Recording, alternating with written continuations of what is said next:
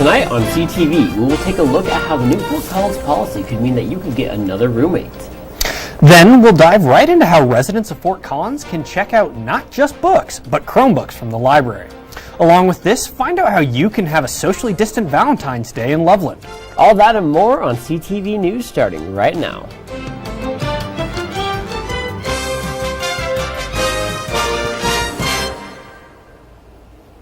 Good evening, Rams. I'm Kenneth Frederick. And I'm Westyn Hubbard. We're so glad you could join us here tonight for the first Thursday news show of the 2021 spring semester. The library may have been a place just to check out books in the past, but now Fort Collins residents will be able to check out Chromebooks for the first time ever at the Old Town location, thanks to the help of the CARES Act and COVID relief funds. Traditionally, patrons of the library would come here in order to use technology for accessing the internet. But with these new items, people won't have to stick around to use the library's computers.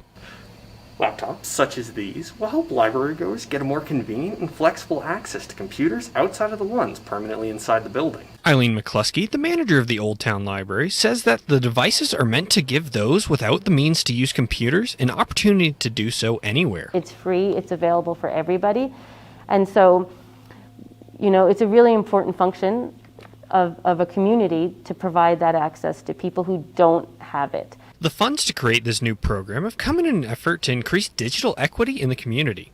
The city hopes that the Chromebooks will be helpful in narrowing the digital divide that was emphasized by the COVID-19 pandemic. With more and more activities like town hall meetings and a whole world full of Zoom events being moved to and created online, it seems like everything is being hosted on the internet these days. People now, more than ever, are in need of a solid internet connection and a computer to use it. The digital divide is very, very real, and we see it here every single day. Anyone with a library card can check out one of the 16 available Chromebooks from the library's Gadgets and Things collection. To get a library card, simply visit one of the 3 libraries in Fort Collins and bring photo ID and a proof of a Colorado address. The Old Town Library is the only place at the moment with Chromebook rentals. The Council Tree and Harmony libraries will follow if there is enough community interest in the program.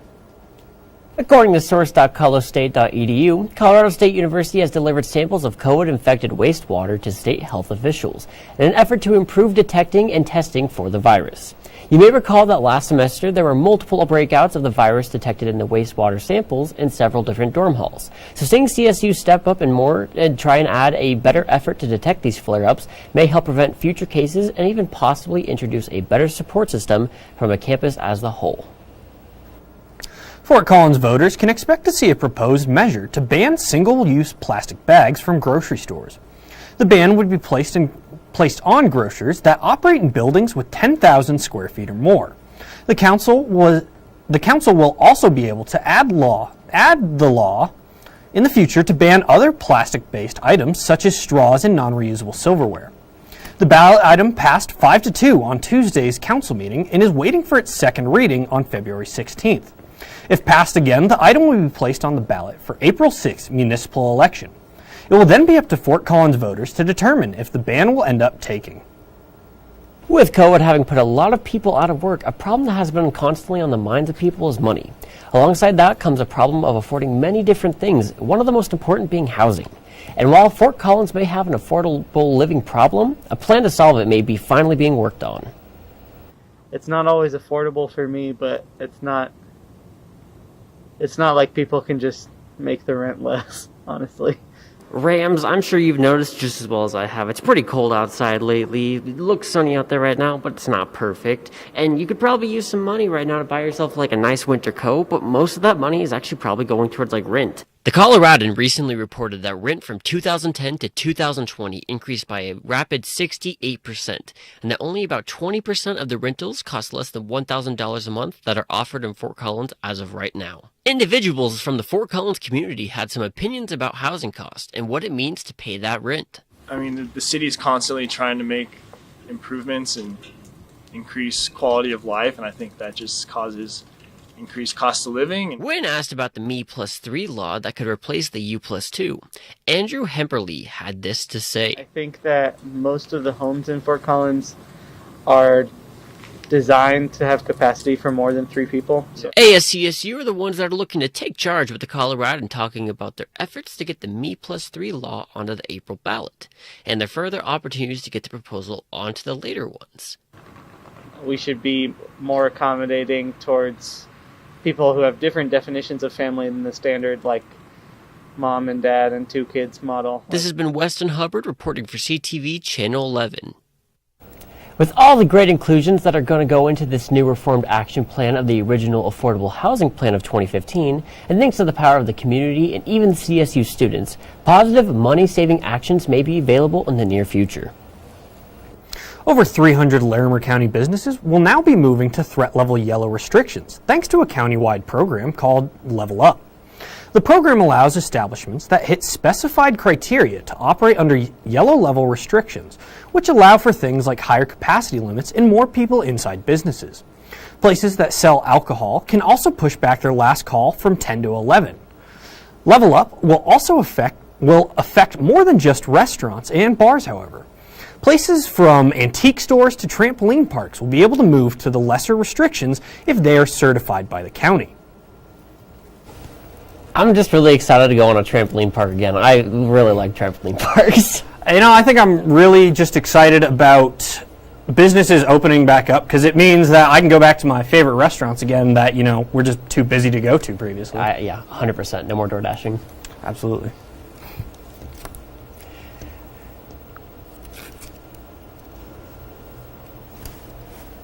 About how things opening back up as the weather gets nicer. The COVID-19 pandemic has proved to be a hassle for many of our everyday activities and pastimes. For students, there's been changes to school curriculum and protocols implemented, like mask wearing and social distancing. And for one group of students here at CSU, the pandemic has meant those changes and more. Here at CSU, music students are finding strength in the music they love, but COVID has also presented challenges and changes that they need to adapt to. Of the changes have been with wind instruments and singing. A lot of those instruments are high emitters, and so it's kind of difficult to have a bunch of singers in a room or a bunch of wind instruments in a room, spreading a bunch of air everywhere. At first it was a little difficult just to adjust, but I think now it's I think I'm just more excited to finally be able to be playing with other people and finally be able to make music. Last semester we were able to play a lot, so I think now that this semester we made some changes, it's a lot better. One of the joys of making music is the fact that it doesn't have to require anyone else. I think solo music making can be a really rewarding and valuable thing, and I know getting to kind of hone in on my own personal individual solo performance and my own personal practice has been kind of an unexpected perk of this time because I'm not as committed to ensembles or other group performances. As for Hannah's thoughts about whether it's worth it or not to go into the music program, here's what the program would entail. I would say if you're really dead set on going into music and it's something that you're really, really convinced that you love and you want to do, I would say go for it. All in all, after speaking with CSU music students, it is evident that CSU is doing their best to ensure that music can be played and shared during pandemic times. Don't go anywhere, Rams. We have your weather forecast provided by Walt Bokar right after this.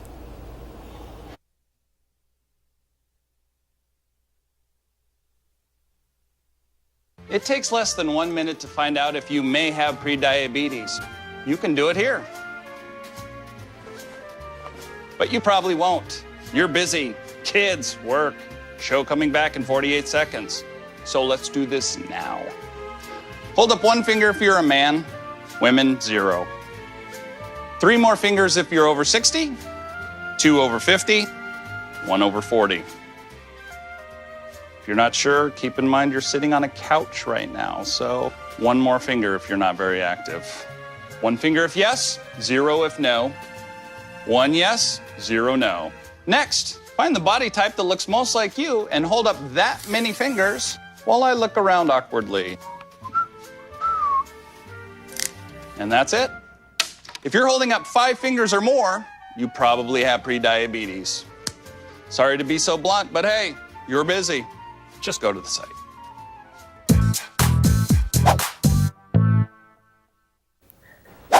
Hello everybody, I am Will Buchart here to talk with you about some of the weather we got going on. This is what it is like outside right now, everyone. It was one of those weird Colorado days, lots of sun but very cold outside. It's obviously getting colder as we go into the evening, 32 right now, a little bit of wind, not too bad. And the sunset, 5:22, a little later than yesterday. We're starting to get a little bit more sun, but we're still in those dark winter nights. Let me move on to some satellite footage from our friends at NOAA. As you can see, this is cloud cover over the last 20 hours up until just about now. You can see just how long those night times are with that daytime just flashing in there at the very end of that loop. No clouds very much at all today. A little bit of cloud cover last night, but most of that big storm is moving out towards the east. You'll see on social media that winter storm that's going on right now. Let's take a look at the overnight lows for tonight. You can see along the front range here, the I-25 corridor, a lot of 20s you're seeing, Denver the warmest. Over in the mountains where I'm standing right now, very cold as expected. Grand Junction at 23 and Burlington right behind me at 21. Tomorrow's highs, on the other hand, front range is at 40s for the high tomorrow. Mountains are staying around the 20s and Grand Junction and the eastern side of Colorado all 30, 40. It's getting a little warmer, but we're not quite out of winter yet, everybody. Tomorrow's forecast, if we are looking at a high of 43, low of 21, a little bit of clouds, but it shouldn't snow. Unlike the mountains, they're getting snow tonight and tomorrow over there. A little bit of wind, definitely not as much as today and yesterday. It's been kind of awful, I know, but just a little bit of wind and sunset coming back up just a little bit more. For the 5-day, you can see that the weekend will be the warmest that we've got going on. 45 Saturday, 52 Sunday, but it cools back down going into next week. You can see 30 high with a 7-degree low on Tuesday. I am not excited for that, but I can't change it. So let's stick around for Kenny in Westyn to talk about the Valentine's love that's happening in Loveland.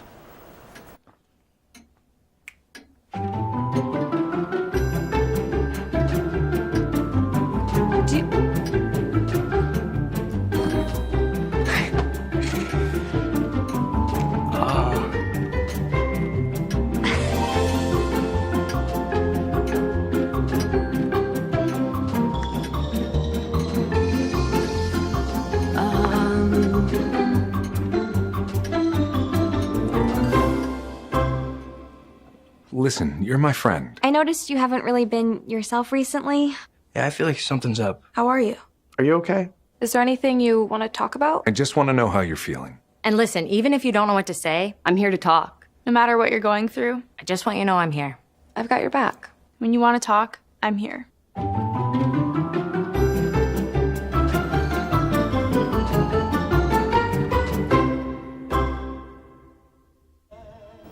Welcome back from the break, Rams. We have even more news for you, so let's jump right into it. Anyone looking for something to do in the weeks leading up to Valentine's Day can find plenty of activities 15 minutes to the south of Fort Collins in Loveland. The city is putting on a bunch of events like their Loveland Lights, where pink, red, and white attractions illuminate the Chipungu Sculptural Park. Anyone can visit the site between 5 and 9 at night until February 15th. Loveland has even more events, such as their Quest to Find Dan Cupid, a socially distant scavenger hunt app that takes searchers all around the town with the possibility of prizes for those who can complete the challenge. If you would like to know more or find out about Loveland's other events, you can go to visitlovelandco.org/events. The wonderful W.M. Keck Foundation has donated a $1 million award to Colorado State University. This award comes with the ability for the foundation's hopes to progress CSU's ability to go ahead and study some rare sugars that are necessary to the fundamentals of biology. The award itself, according to source.colostate.edu, will be distributed to an ecosystem scientist, an analytical chemist, and 2 microbiologists.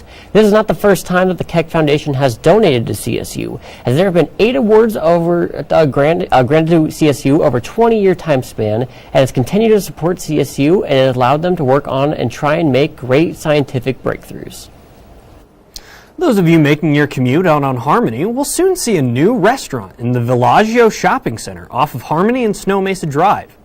Chiba Hut, a chain with 2 locations right next to campus, will be getting a 3rd store.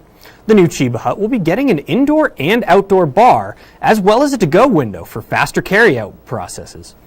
The cannabis-themed restaurant will be opening up sometime in April, according to the founder, Scott Jennings, as he said in an interview with the Coloradoan.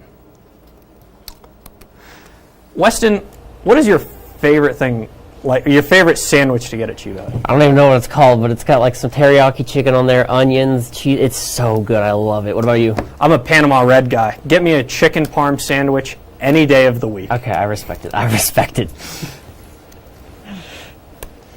Colorado State University is teaming up with the city of Fort Collins in order to promote environmental sustainability efforts.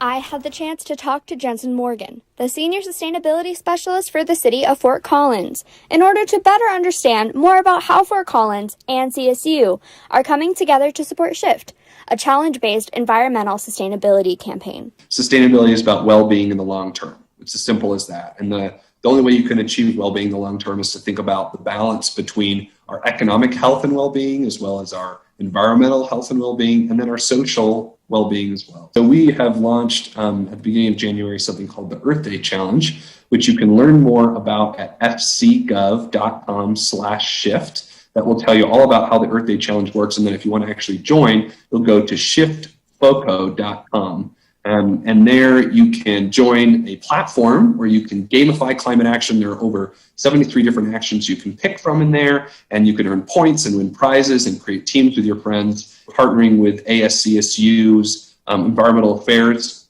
Director, Sophia Shep, and she is getting the word out and has some very specific, cool CSU student prizes only CSU students can win. So definitely encourage folks to learn more, ask Sophia, or just join at shiftfoco.com. This is Samantha Medley reporting for CTV Channel 11. Living sustainably is truly a lifestyle here at Colorado State University. Rams take care of Rams, but Rams also take care of the environment. Back to you guys. Thanks, Samantha, for that. On Tuesday, February 2nd, a Fort Collins woman was arrested in Loveland based on charges of felony with menacing with a weapon. The report came in around 2:30 p.m. yesterday and was followed by more reports of individuals with possible motivation with weapons or acting dangerous within the community.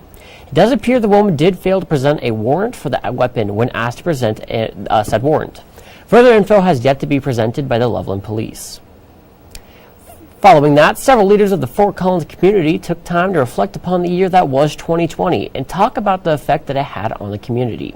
They reflected specifically on 3 big topics that were talked about the most within the community, that being COVID, the Cameron Peak fires, and the racial movements done this year, notably the Black Lives Matter movement. They reflected upon these, but also weighed in hoping that people would not let these events taint their optimism for what is to come in 2021 and let the future as a whole be good. Well, alrighty, Rams, that's all the news we have for you tonight on Thursday night. The Blitz with Brendon Fairbairn is up next, so stick around for all things sports. Queen is just my everything. Right now, I wouldn't know where my life would be without her. They say chivalry's dead. It's not. Terrence is a gentleman. He opens doors. His smile did it. His smile, his eyes, his knowledge. My landlord, he decided that he wanted me to move based on the fact that I was transgender.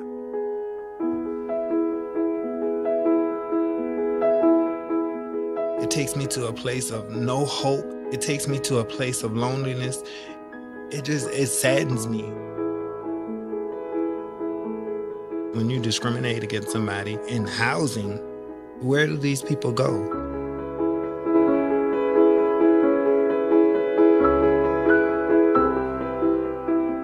Let's just respect people in everyday life for just being human.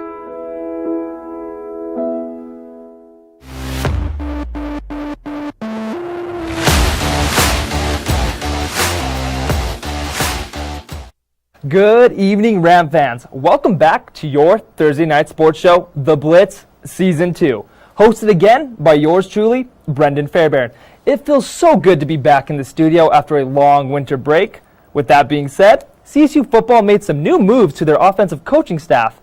The men's basketball team travels to Laramie tonight for the 234th edition of the Border War. And I have a brand new segment to unveil for you all, so let's jump right into it.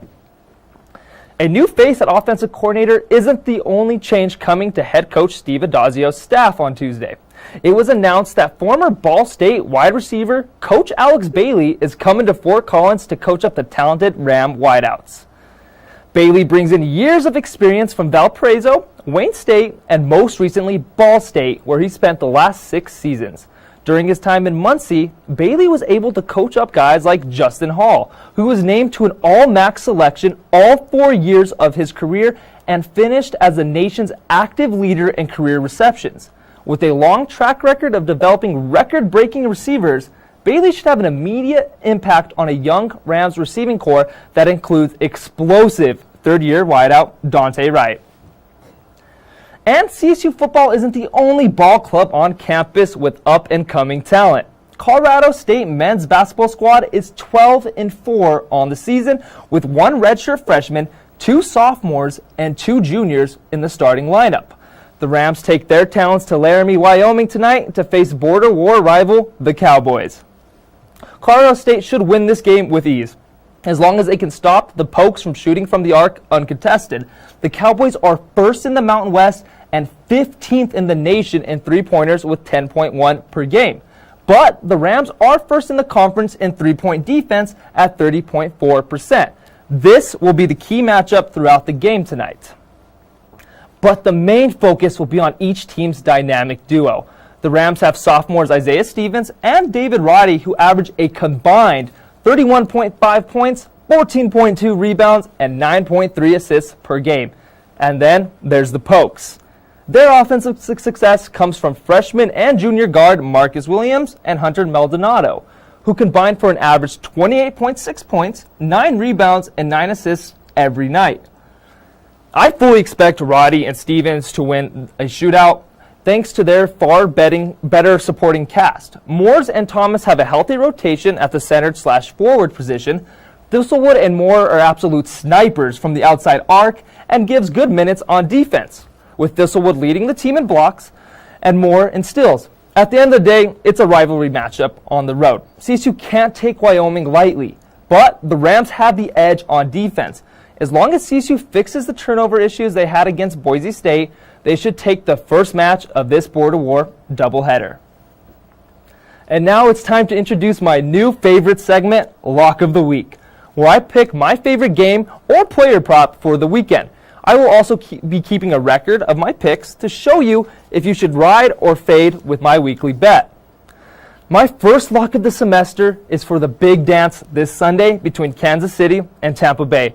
I really like Tyreek's over at 89.5 receiving yards. He's absolutely Mahomes' favorite deep threat target by far. Hill has hit the over in 7 games this season, and in both playoff games this year, he has had over 100 yards receiving, and most importantly, the last time these two teams met, Tyreek absolutely torched them for 203 yards in just the first quarter alone. He should hit this over very easily, as he gets around 8 to 9 receptions a game. I also expect this one to be a shootout, and Hill is a very important piece to Kansas City's game plan that likes to stretch the field and keep the box cleared from safeties. I am very confident in my first lock of the semester. It's just so hard to bet against the top passing offense in the league and a guy like Mahomes and a guy like Hill. Well, Ram fans, that's all the sports action I have for tonight. But don't go away just yet. Tom Isaacson has you covered for all the spice and entertainment. Dad? Just 1 minute, okay? Hey, Bobo, do trees tell each other stories? I'm sorry. I'm afraid I don't know that. Hey, why don't we go find out?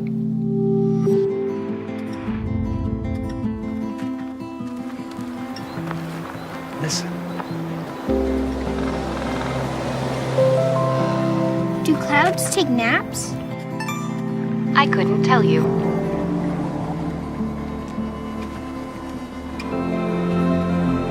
Can birds draw pictures? I don't have an answer for that. Dad, do stars visit their friends? Look!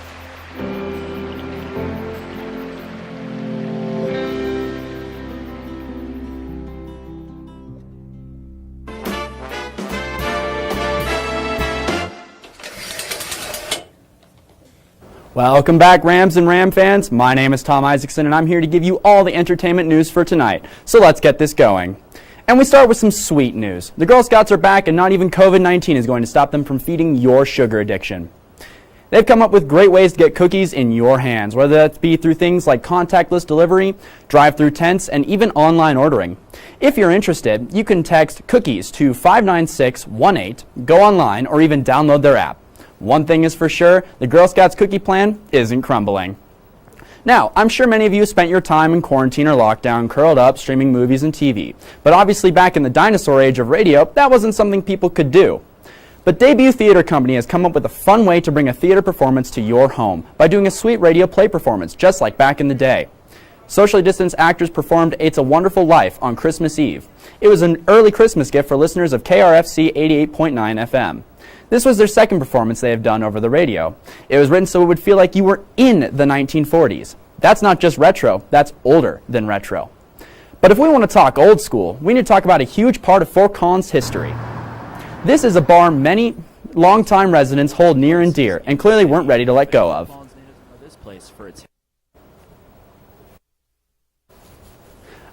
It's so inspiring to see amazing people come together from far and wide to keep a part of Fort Collins history alive. Speaking of Fort Collins history, most of you are probably also familiar with a place called the Silver Grill. If you haven't been, it's a national hit. COVID-19 has caused many businesses to close during the lockdowns. But Esquire Network has come together to create a national list of restaurants America cannot afford to lose. And Fort Collins' own Silver Grill made the list. This restaurant, along with two others in Colorado, were featured on the list. I'm personally a fan of the cinnamon roll French toast or the club sandwich. So good. Just goes to show how special our little town really is. Now, something really cool that many may not know is that we have a growing and diverse film community right here in Fort Collins. But in times of COVID, premieres and special film events aren't really possible. But that didn't stop the Interfaith Solidarity and Accompaniment Coalition Fund from creating a documentary about the impact of COVID on Hispanic communities. The documentary premiered over a special Zoom party last Sunday. It shined light on racism and gentrification on historically Hispanic neighborhoods and what COVID's impact really was like for these parts of the city. Seeing talented people create such meaningful and impactful films about our community is just incredible. All right, Rams, that's all the time we have for you tonight. Thank you all so much for tuning in, and we will see you next Monday. Have a great night.